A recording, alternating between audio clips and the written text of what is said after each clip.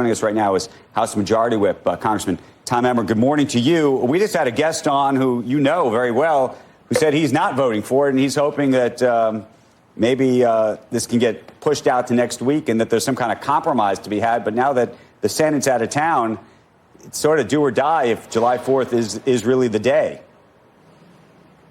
Yeah, well, it's going to get done. The thing we're working with right now, it's the one big, beautiful bill that is going to actually be generational. I mean, you're going to hear different things from our members. They're very passionate. What I was going to say is the thing we're dealing with this time are the elements of time and emotion. Normally, we have a lot more time, but as you know, this just came across. It's basically 85 to 90% of what the House sent over in the first place. So you got to give our members a little bit of time to work through that process. We don't have a lot of time. And the other piece is emotion. Remember, the House was out this week.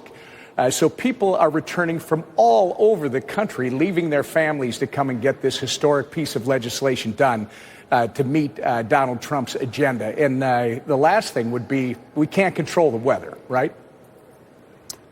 Let me ask you this, though. If you look at this bill that's coming out of the Senate, whether you want to use a CBO score or, by the way, some of your own colleagues' score, it adds to the deficit more than before. Is that not a problem for you? Actually, if you look at this bill, this is all about growth. The money that they say adds to the deficit is making those tax cuts, those business taxes, permanent. This is policy that's been in place for 7 years. That is roughly the difference between the House bill and the Senate bill. And I look at it this way. Literally, we're saying that we're going to keep your taxes at a certain rate. And our government says, oh, my goodness, you're not going to put it up at the rate we want because we want to spend this amount. The president and the legislative body are saying no. This idea that it's going to take 9 years to pay for tax cuts, what that says to people like me is it's going to take my government 9 years to spend what it wants to spend today, and we're telling them no. So, no, I'm not worried about it at all. President Trump has, with his leadership, he's bringing in $15 trillion in investment.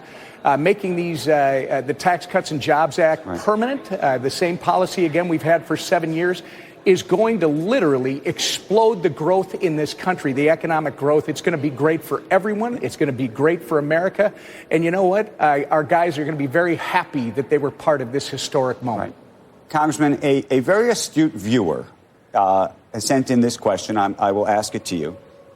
Which is, why are we currently not getting 2.8% growth today with the assumption if the CBO is at 1.8 and the administration's at 2.8, and part of what we're talking about here is extending the tax cuts that are already in place, and yes, you're going to capture no tax on tips, and maybe that'll drive some of this, but what is going to get you to the 2.8 number? It's Donald Trump. Donald Trump and this legislation. Keep in mind, we've had 4 years of disaster under Joe Biden. Donald Trump has only had a little less than 6 months to try and fix this thing, and already you've seen enormous changes. In the CBO, by the way, 1.8% growth is what they projected over the next 10 years. This country has never had less than 2% growth in any 10-year period. So be careful of the numbers that these insiders put out, because bottom line is we've seen it all throughout history. When you give Americans more of their hard-earned money, when you give them more freedom to make new things happen, they not only improve their own lives, but the rising tide lifts all boats. And that's what this country's all about. And that's what's going to happen with this legislation. You mentioned everyday Americans, and you're rolling out a video. You're teaming up with DoorDash. You're featuring the DoorDash grandpa, Kevin, who will save a lot of money because he won't pay taxes on his tips anymore. And I'm wondering, Congressman, if you think this will allow the restaurant industry, to the industries that, rely on workers getting tips to subsidize wages, to still pay lower wages. How do you think that through when these workers are able to keep more tip money in their pockets, enabling potentially their employers to not raise wages as much or even maybe cut wages? We've got a great restaurateur, entrepreneur in St. Paul, Minnesota, who's expanding, and his name's Brian Ingram. I don't know if you've had him on the show, but Brian would tell you that this is going to be great for his employees, and you're looking at it from the standpoint, Becky, that You assume that the owners of these businesses don't care about their employees. In fact, they do. They're hungry to find employees, and they're going to pay them what they're worth. This is only going to help the employee, and which is amazing, because our colleagues on the other side of the aisle want to say this is all for the wealthy. Well, no, it's not. We're continuing the same tax policy that's been in place for 7 years, and we're actually helping working men and women with no taxes on tips, no taxes on overtime, and we're helping our seniors with great changes when it comes to no taxes on Social Security. So this is a great bill for everyone. Donald Trump said it yesterday. This is no longer the House bill. This is no longer the Senate bill. This is the Americans, the people's bill. So we're looking forward to passing it today. Congressman, do you think that it does have any impact in terms of shifting people's interest in taking on certain types of jobs versus other kinds of jobs? To the extent that it has the success that you're talking about, and I know this was a campaign pledge by the president, and not to relitigate it, but there are people who say, what about the teacher? What about the nurse? What about the somebody who's not necessarily working at a restaurant necessarily, that works for tips, for example, and how we should think about that philosophically? Think about everything. People talk about we're in the technology age. We are creating this dynamic economy again. It's not going to be static as it was under this static and frankly deteriorating under the last administration. This is a dynamic economy that allows for people to invest in new technologies.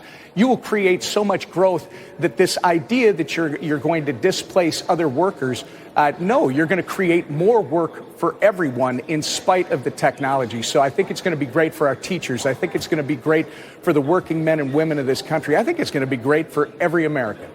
No, but the reason I'm asking the question is, a teacher who's getting paid $70,000 a year and a waiter that's getting paid $70,000 a year is going to be taxed at a different level, because part of that $70,000 that the waiter is capturing is going to be tax-free, given that it's in the form of tips. It's an interesting comparison that is really apples and oranges. The teacher is going to be much more compensated than the server in the restaurant. So the idea that you can compare the two is just not accurate. This bill is going to, the legislation, by making these tax policy permanent, by doing all the different reforms that are in this historic piece of legislation, are going to help teachers. They're going to help working men and women. They're going to help all Americans. Congressman Tom Emmer, we appreciate you joining us. We plan to watch and wait and see what happens, and we hope we'll have you back when and if this gets passed, or if it doesn't, as things progress. Thank you. Thank you.